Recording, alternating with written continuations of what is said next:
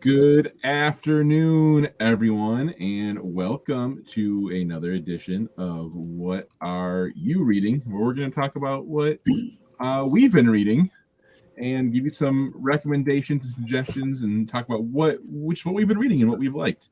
We have here with several of our librarians, our librarian panel on our monthly program here, What Are You Reading? And they're going to talk about their books.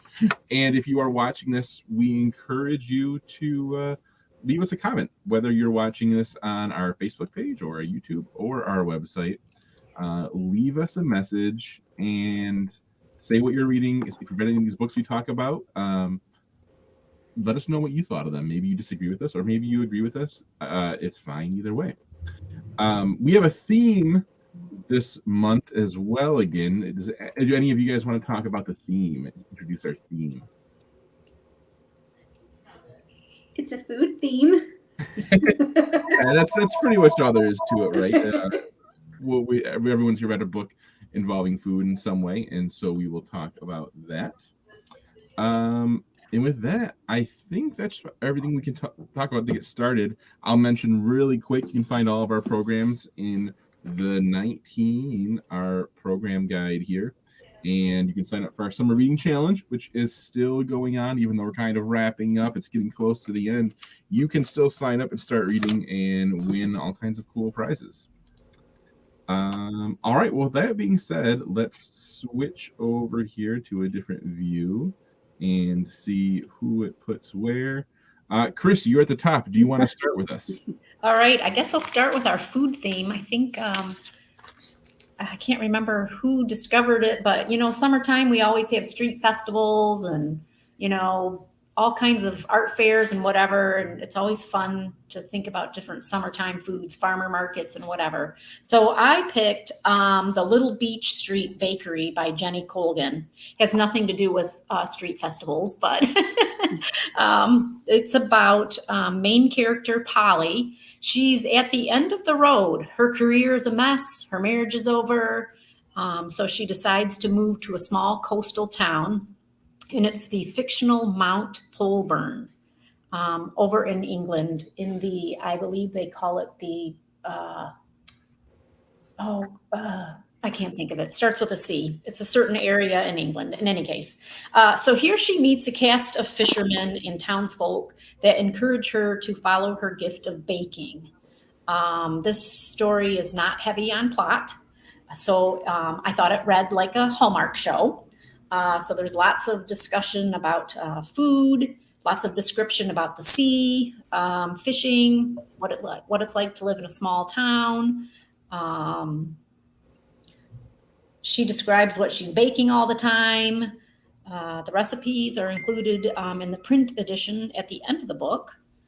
There's a little bit of romance in the story, probably a little bit of adventure because they go out on the sea in their fishing boats, and we get to hear a little bit about that.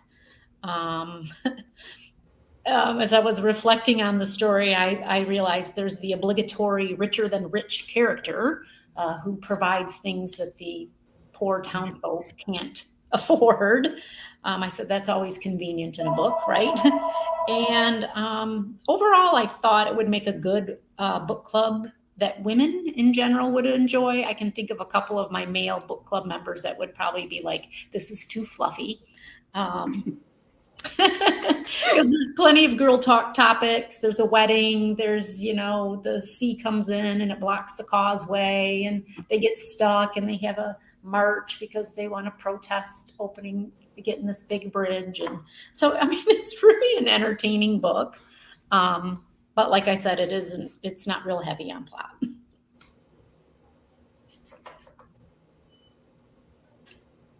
Oh, is Cornwall? Is that the place you were trying to think of? Yes, that's what I was trying to call it. Yes.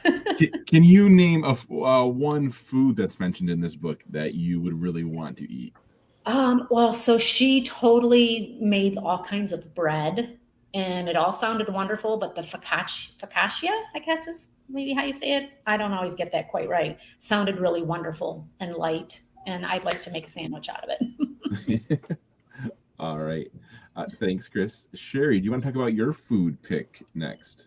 Okay. Mine is Kitchens of the Great Midwest by J. Ryan Straddle. It was recommended by a former coworker, actually. It was one of her favorite books. It's an older book. And this book wasn't quite what I expected, which isn't necessarily a bad thing. But when I started the book, I expected Lars Thorvald to be the main character. Him and his wife, he's a chef, she's a sommelier, have a baby.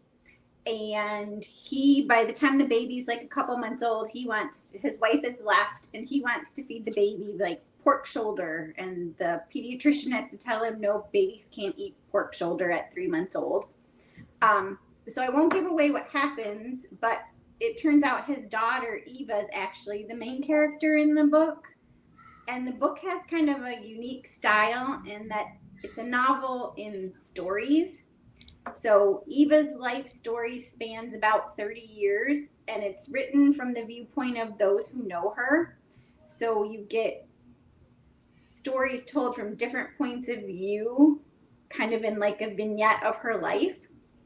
So you get stories from her dad, an ex-boyfriend, a rival, etc.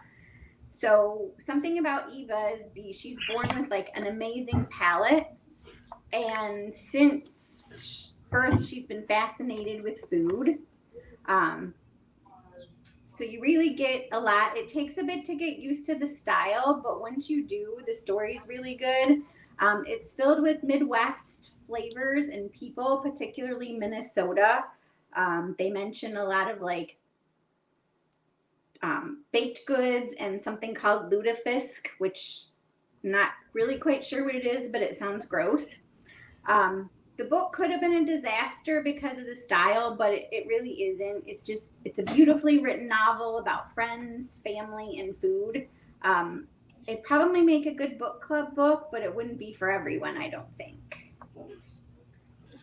You mentioned a few of the foods. Is there a food in there one sounded kind of gross? Is there a food you really want that really like screams Midwest? They talk a lot about like bars, like not granola bars, but like little brownie type bars. There's like a lot of talk about that. Apparently that's big in Minnesota, and they all sounded really good.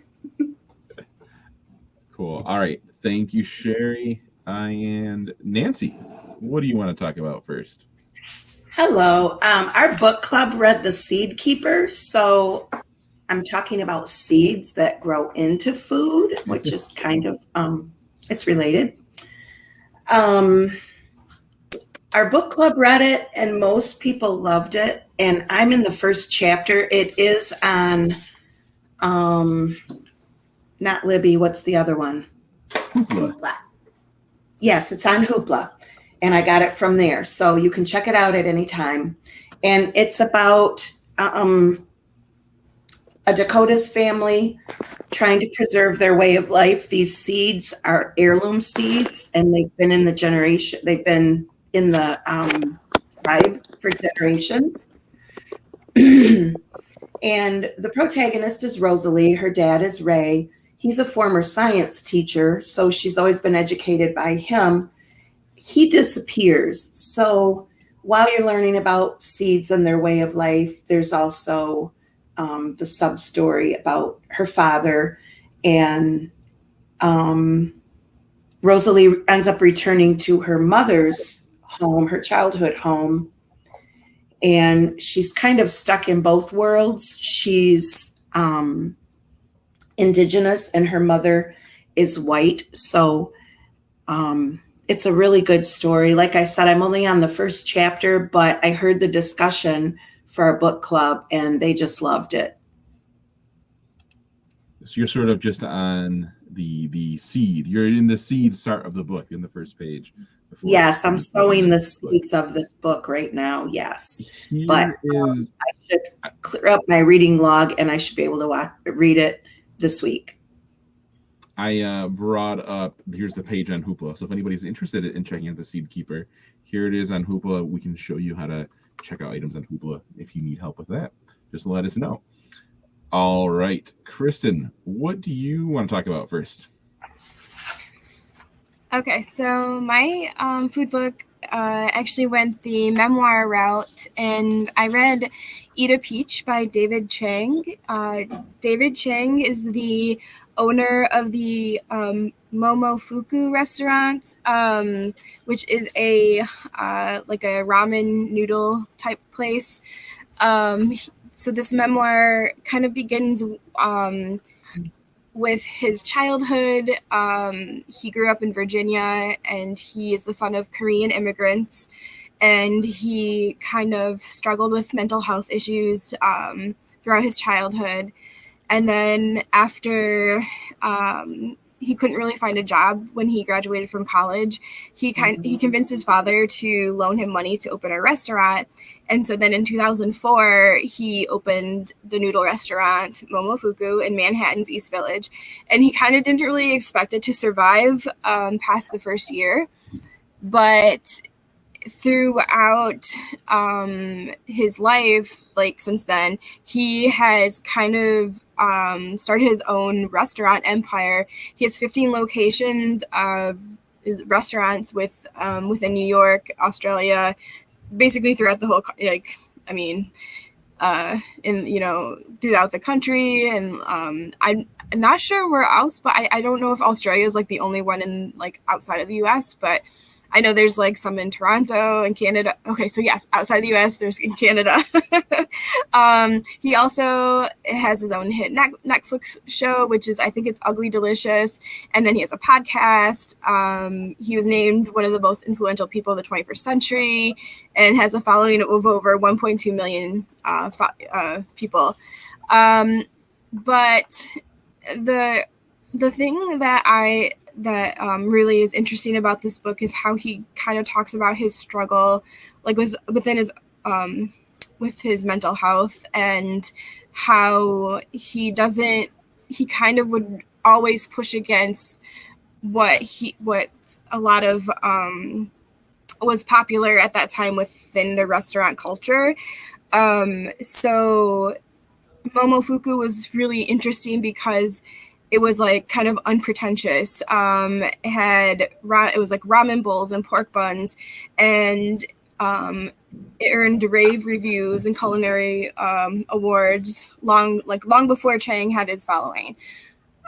He ended up opening new locations. In 2009, his restaurant named Co received 2 Michelin stars, and he also went on to open Milk Bar, which is a bakery and run by Christina Tosi, who's also has her own Netflix special. And he has this like giant love of food and cooking, and it's always remained constant in his life, but he has struggled like with depression, anxiety, and the book really, he really goes into that. So I would just like give a warning to people who are also struggling with those issues that it does really dive deep into those. But he also talks about how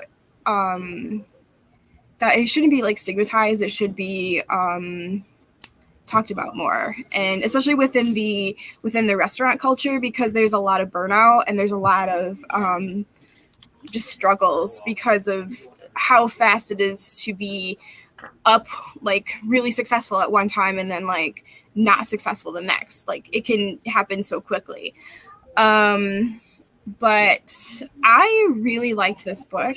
I thought it was such a really interesting. It was really interesting. I've heard of his restaurant before, and I've heard of him before.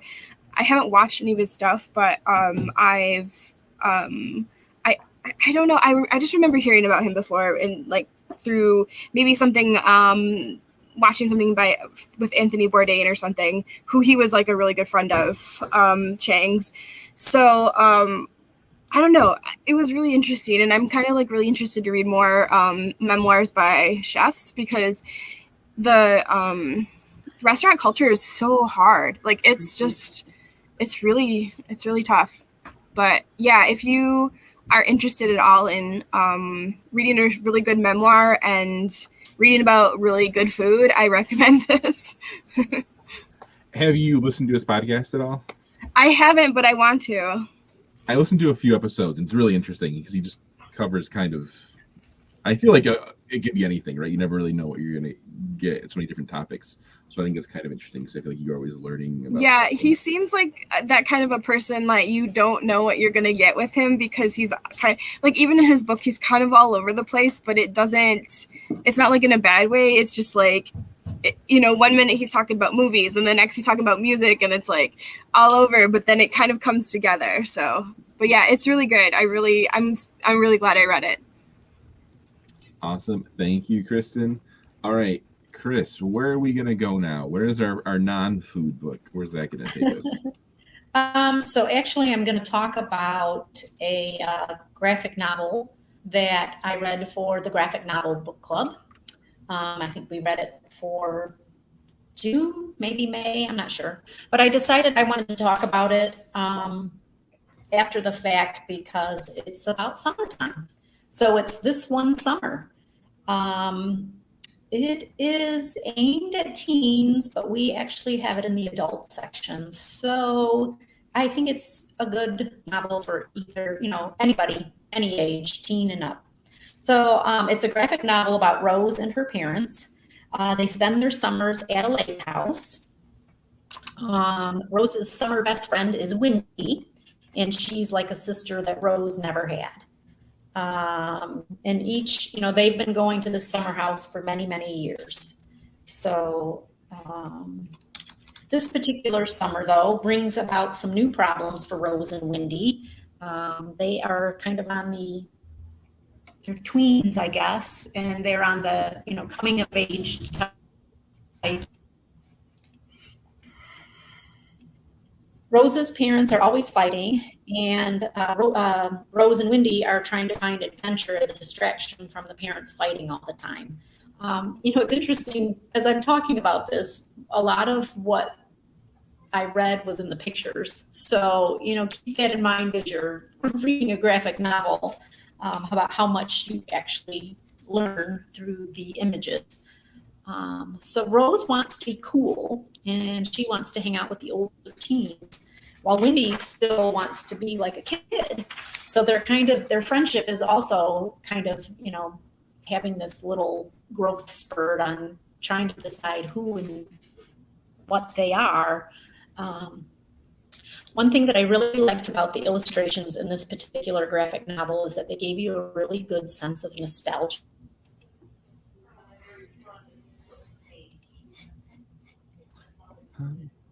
Months or even a long weekend, I think the pictures and the story will resonate with you, and help you capture those old memories from summers from long ago.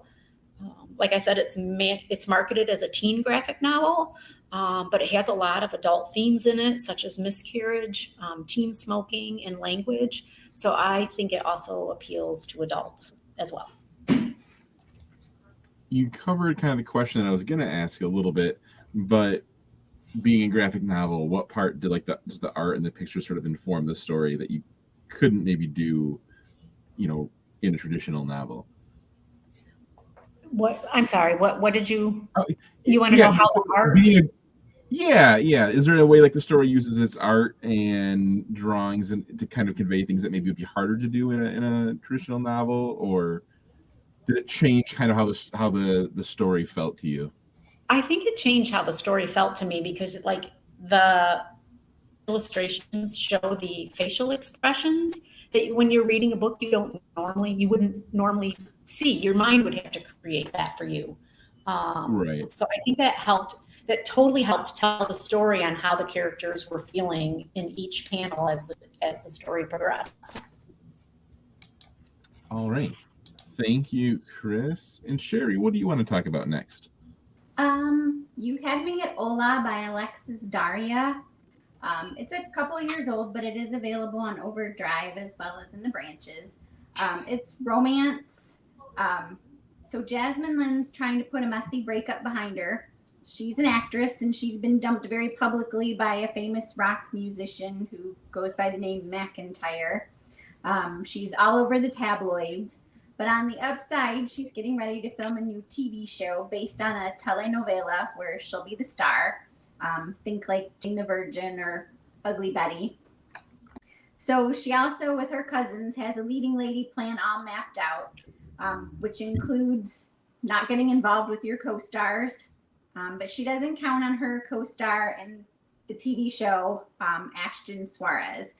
So Ashton is a telenovela star, and he's looking to improve his standing in the entertainment world. He has ambitions to win an Oscar at some point, so he's hoping that this show will kind of propel him to the next level. He's been in demand, but he fears that since he's getting older, his star is fading.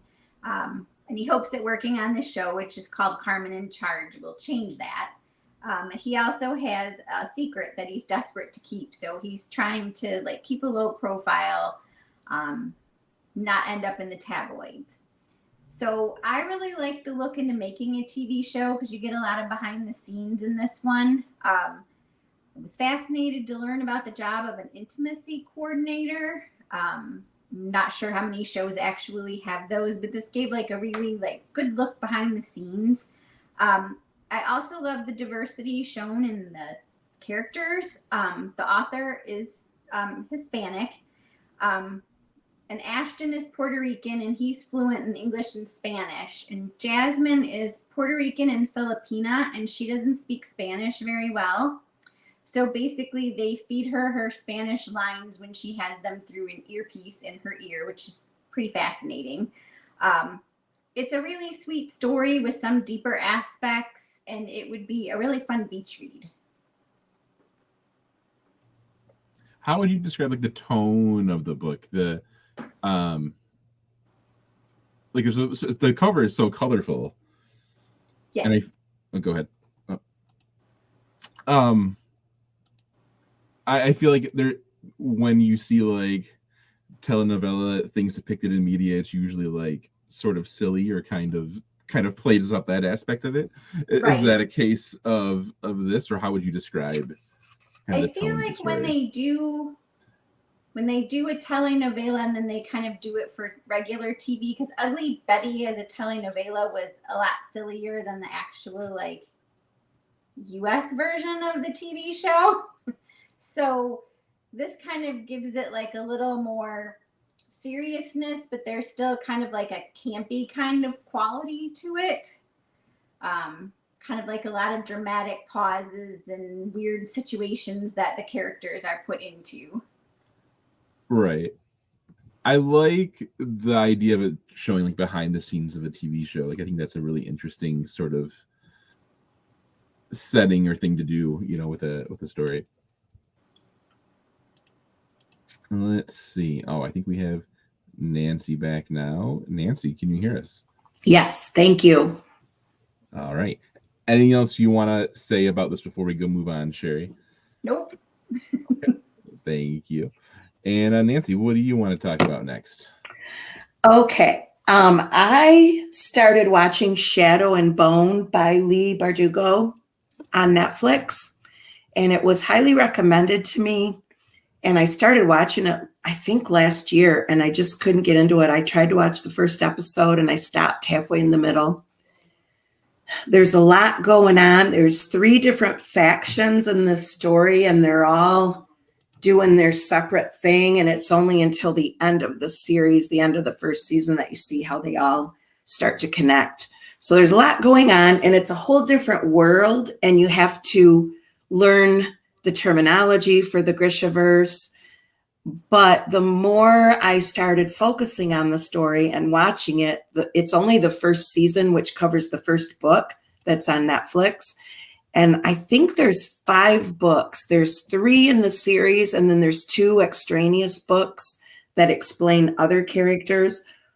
So if you read everything, and then there's some 0.5 books too, and we have them at the library. There are, I think, 5 stories all wrapped up into one. It's like a storybook. It looks like a fairy tale book. It's really cool. So each of the 0.5s go with each of the 3 novels. So it's really good now. It heated up, and I'm all about it now. So I'm reading the book, and I'm going to read all of the books so I can be all caught up when they come out with the second season. It's really good. It's teen fiction. I had to check to see if we talked about this one before, because I feel like blank and blank is the new really popular name. It is. And Yeah. I can't keep track of all the Yes. books that are like that. Yes, it's those teen books. Yep. All right. Thank you, Nancy. And Kristen, do you want to talk about something while I see if I can help Chris reconnect? Yeah. So I'm actually going to talk about a book that I didn't like that much. Like, I just thought it was okay, but I think sometimes it's good to talk about books that weren't always your favorite.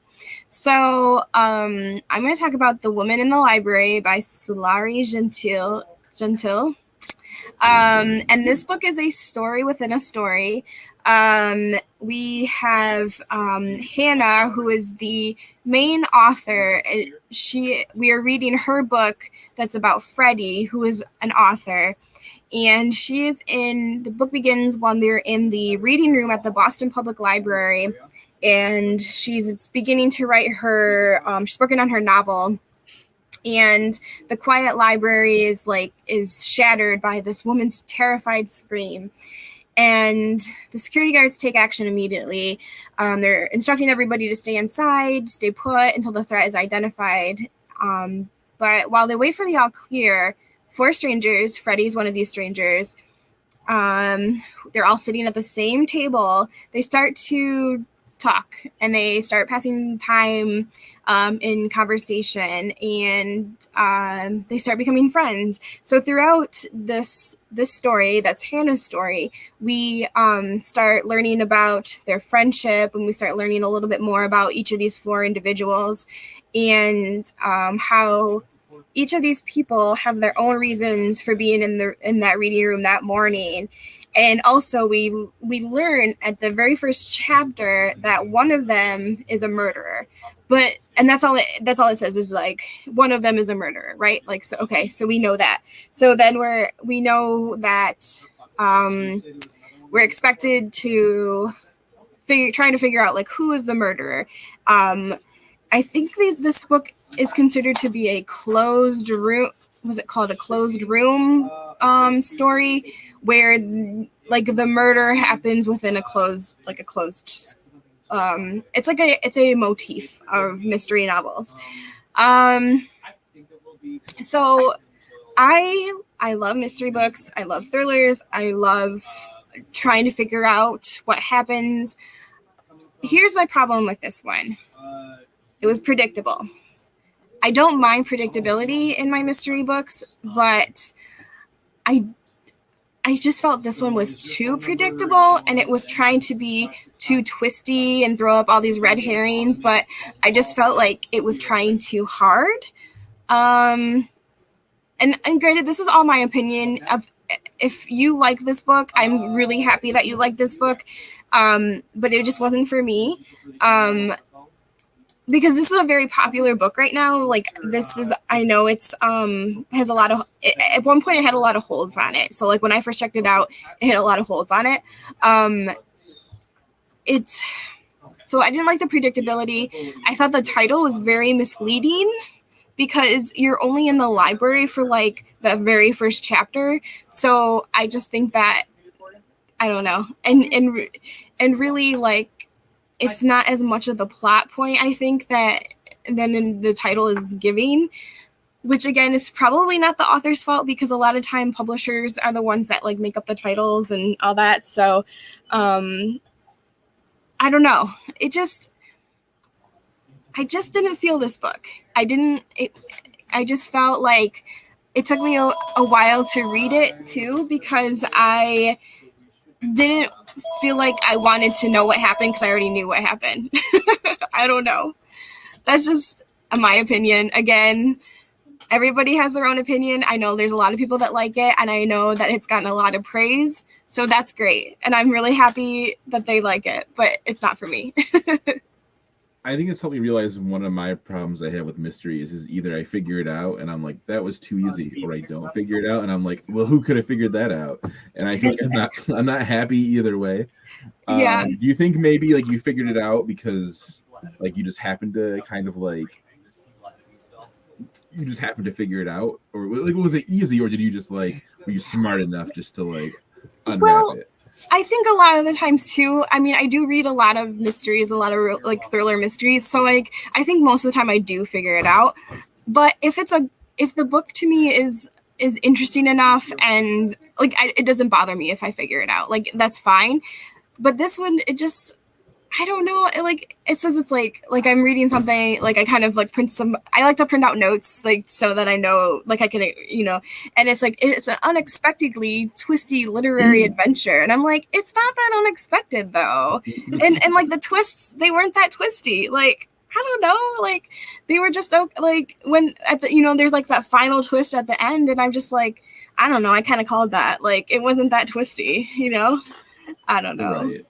That's just me, though. I mean, obviously, if other people like it, like, this is how I feel about my book club, too. Like, we read a book recently. I didn't care for it personally, but, other people liked it, and that's okay. Like, I think it's good to realize, like, not all books are for everybody, and Right. there's nothing wrong with that. That is a good point. All right. Thank you, Kristen. Let's see. You're welcome. Chris. Yay, welcome back. She's back. I do not know what happened. All of a sudden, I'm like, hey, it says I'm not connected anymore. You might want to try turning off your camera. It's like really blocky. I wonder if it's the internet is still just struggling. Okay, let's Over see there. here. There should be a button. Yeah, there we go. Right. And then I'll just bring up your book, and then they won't even know your camera's not on. Okay. There we go. What All do you right. want to talk about? I have a guess. Sure. Well, I'd like to talk about The Family of Liars by E. Lockhart. It is the prequel to the teen fiction We Were Liars that was published 8 years ago. So I wondered, getting into it, if I was going to be like, oh, I wish I would have reread the story first. But I think I did okay without having to revisit the original story. So this story takes the reader back to another summer with a previous generation of Sinclairs. There's more secrets on the private island off the coast of Massachusetts, and more lies, if you will. It's unpredictable teens are the main characters, and there's a few of them. So I was really happy that the front of the book had a map to help me kind of figure out where things were and what had happened previously. We learn kind of what the lies and the deceit is kind of deep into the story, so you have to wait a while for it. It is a quick read, though, so you get to it pretty quickly. In addition to the map, there's a family tree, so that's also very helpful because the story takes place probably, I think, in the 90s, maybe the late 80s. So it's a previous generation of Sinclairs. I thought the best part of the book was the setting.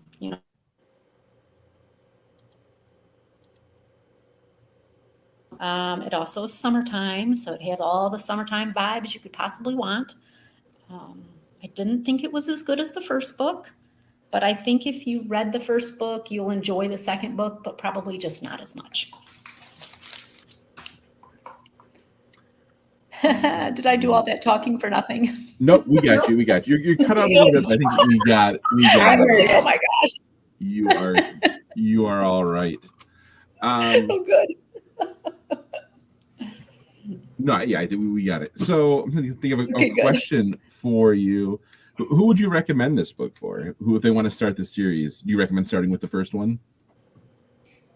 Oh, definitely. So the first one is We Were Liars. And I don't know, has anybody else here read We Were Liars? I have. Okay. I absolutely loved We Were Liars. And I don't want to say too much because I felt like it had one of those endings that was just like, whoo. And this prequel doesn't really have an ending like that. So I think that's part of my disappointment. Sure. That makes sense. The thing what kind of sold you on the first one and then being a little different or lacking that in the second one. Yeah, I can see that. Yeah. And I guess I would definitely recommend it for teen readers and anybody who read the first one. And also anybody who's read Karen McManus's, what were they? One of Us is Lying. if you liked One of Us is Lying, I think you would definitely like Family of Liars. All right. Well, thank you very much, Chris. And all right, Sherry, what are you going to finish with today? My last one for today is The Book of Gothel by Mary McMine. It comes this out one looked next really neat. Tuesday, so you I'm can put a excited to hold hear on the about book. it. I'm not sure if it's up on Hoopla or Libby yet. So I'll give you like the blurb from the publisher first before I talk about what I thought. So the publisher said, everyone knows the tale of Rapunzel and her tower, but do you know the story of the witch who put her there? So this is kind of a telling about the witch. It takes place in 12th century Germany, and it tells the story of a peasant girl named Heloise, her mother and her grandmother. And parts of it is rooted in the actual history of Hildegard von Bingen, who became Saint Hildegard. She appears in the book part way, and so it gives a little bit of like history about her. So Heloise is ousted from her town. She has like jet black eyes, and she has like fainting spells. After her mother's death, because it's feared she's a witch. Her father remarries rather quickly, and her childhood friend marries into a prominent family. So at this point, she basically has no one. So she heads into the forest and finds refuge in a tower that's shrouded in mist, and apprentices with the woman there who her mother also knew. So she is learning the truth about her mother, while also starting to suspect that maybe there's something else going on. But then she's compelled to set out on her own to learn the full truth about her mother after meeting Rika in the forest, a girl with a dangerous secret. There is like a side kind of storyline about a prince who dresses in a wolf skin, so kind of like a werewolf type story. And it has a gothic feel, and it's filled with really strong women who won't let the men in their lives push them around. The author, I read a little blurb about her on Goodreads, and she said what inspired her to write the story was she had moved with her daughter to the Upper Peninsula, and all the woods and things kind of inspired her to write this story. So there's a little like Michigan kind of connection there. I think people who liked maybe Circe would like this one. It's really, I don't know if fun is the right word, but it's just a really interesting take on the witch that we always think is the bad person. That's interesting that you compared it to Circe, because that's what a book I thought of when you were describing it, which I feel like comes up a lot in what are you reading? Yeah. What you said this just came out? It's a recent published book? It comes out next Tuesday. Okay. I'd be interested to hear what patrons may have to say when they get a chance to read it themselves. What else has this author written? Have you read anything else by them? I think this is her first book. Okay. So I think it's a debut. Interesting. Well, that's exciting then, too. All right. Thank you, Sherry. And Nancy, what do you want to talk about for your last book? I just wanted to say, if you hear me typing, I'm putting some of these books on hold. That one looks really good, and I loved Circe, so I will for sure read this one. The next book, I kept seeing this come across my desk. It's called The Summoning by J.P. Smith, and they've got some other books. There's The Drowning, and there's another one too, and I forget what the other one's called. Excuse me, but I'm thinking they're similar. This book kept coming across my desk, and I kept asking people what they thought about it, and they loved it. And it's rather thin. One lady said, "Oh, I read it in 2 days." So I took a break from what I was reading and just plowed through this and read it, and it was very quirky. I really liked it. It starts out, there's an actress, and sometimes she works and sometimes she doesn't. She has a little bit of financial trouble, and her husband died in 9/11, and he was a chef and he was in one of the towers. So he died. So that was very sad. She's struggling since then with her acting. And also, her daughter witnesses something on a train platform. A lady ends up dying on the train platform. She's too close to the edge, so she falls down, and it's horrible. And the daughter falls down and bumps her head, and she's been in a coma for 3 years. So this poor lady has all this stuff going on. But then as the story unfolds, you don't feel quite as sorry for her because she's an actress and she goes through the newspapers and gets names of people who have had family members who have died. And she also Googles all of the dead person's details, and she poses as a medium, and she actually contacts the family to see if they want to contact their lost loved one, which I find just abhorrent. That's horrible. So anyway, in the course of these seances, things start happening, things start moving. She feels a presence. So she is actually attracting dead people with these seances that she's putting on. And then the story progresses from there, and it gets a lot better, actually. So I really loved it. It just takes a couple days, and I'm planning on reading this author's other works. On a scale of 1 to 10, how scary is it? How unsettling is it? Like, Maybe like a 3 or 4. It's not that bad. Yeah, it's not that. Sounds good. All right. Thank you, Nancy. All right, Kristen, you get to talk to us about our last book for the day. What will it be? All right. So my last book is also a thriller. It is All Her Little Secrets by Wanda M. Morris. This was a pretty popular book when it came out, and I want to say it came out either, I think it was last year, maybe. But it is about Ellis Littlejohn. She is she has an Ivy League law degree. She has a well-paying job as a corporate attorney in Midtown Atlanta. She has really great friends, and she has a for-fun relationship with a rich, charming executive who is also her boss. His name is Michael.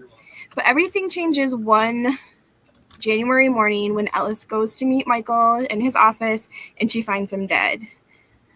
But then she walks away like nothing's happened, and that is because Ellis has also been keeping secrets of her own, including a small town past, a younger brother who has spent time on the other side of the law, and she just really can't afford to be thrust back into that spotlight again.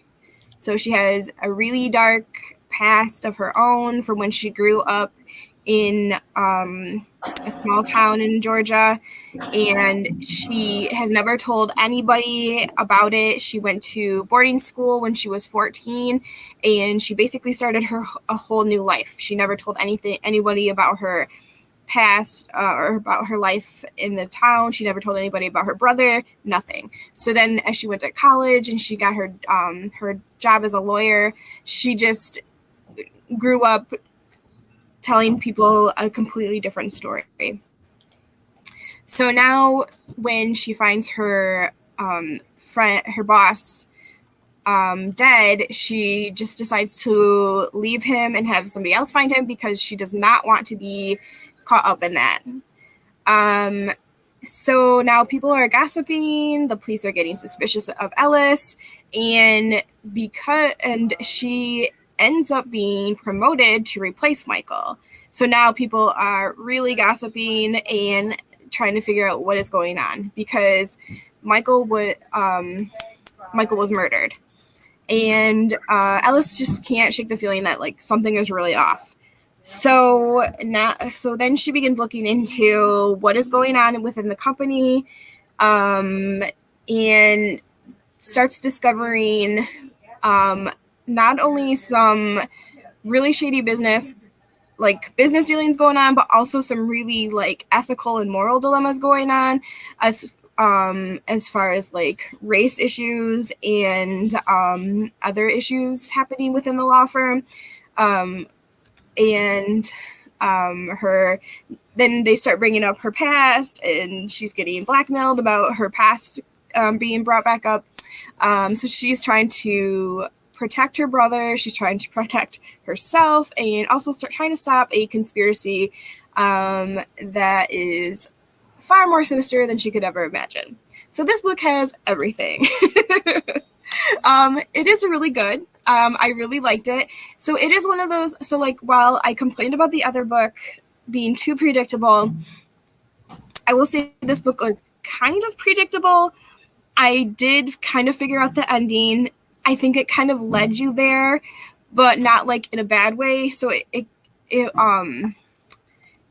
held your hand, but not like too much, if that makes sense. But it was really, I liked the story. I thought it had a really interesting plot. I liked the way it was told. I liked the characters. Well, most of the characters. Well, there's some really awful characters in this book. But I don't know. It was different. I really, I don't think I've really read anything like this before, as far as like, having like a message, but also, being like a good, like, I don't know. It's hard to explain, but it's good. If you like thrillers, I definitely recommend this one. And thriller mysteries, definitely recommend it. And she has another book coming out, I think, next year. So I'm going to definitely be on the lookout for that, because this was her debut novel. And if this is her debut, I just feel like I think she can only really go up from here. So yeah, definitely try this one out. What do you think makes this book kind of meet your expectations or exceed them, whereas The Woman in the Library sort of fell short? Okay. Can you ask that? I'm sorry, you cut out a little bit. Can you ask that question again? Yeah. What sort of made this book, or what do you think allowed this book to meet your expectations, whereas A Woman in the Library sort of fell short? I think it was more interesting. So it didn't. Okay, so like I think it did that thing where it kind of like showed and not told me how things were. So it's like it didn't tell me, like it wasn't like this happened. It was like it kind of like laid it, like I don't know. It was just I don't know. It was just good. Like everything felt cohesive, and it felt like it was just like it flowed. Where the other one, I felt like it was not really. It just didn't work for me. And it felt almost like too, like the author was just like telling me that these things happened, where this one was like, let me tell you this beautiful, like really good story. Not really, it's not beautiful. I don't know why I said that. It's not beautiful. It's really a dark story because of the subject matter. But I don't know. It was a really good story, and I think that actually Sarah recommended it to me. Sarah, who's our new library assistant, she recommended it. So yeah, definitely you should read it if you want to read a good thriller. All right. Excellent. Well, thank you everyone for joining us today, both everyone here on our library panel, and Chris, who is still here with us. You can't see her. I'm trying to hear wait. her. And everyone at home for watching. And let us know if you've read any of these stories, what your thoughts are, any of these novels or graphic novels. And we'll be back next month to talk about more books as well. So have a nice afternoon, and everyone take care. Bye. Bye. All right, we are good to go. I think it's ended. It's ending. You guys may be struggling if you're still watching us. We'll be gone in a second. Oh, well, maybe not. I don't know. StreamYard doesn't want to say if it's over or not. So I'm still thinking. So this is like the post credit scene if you're watching a Marvel movie.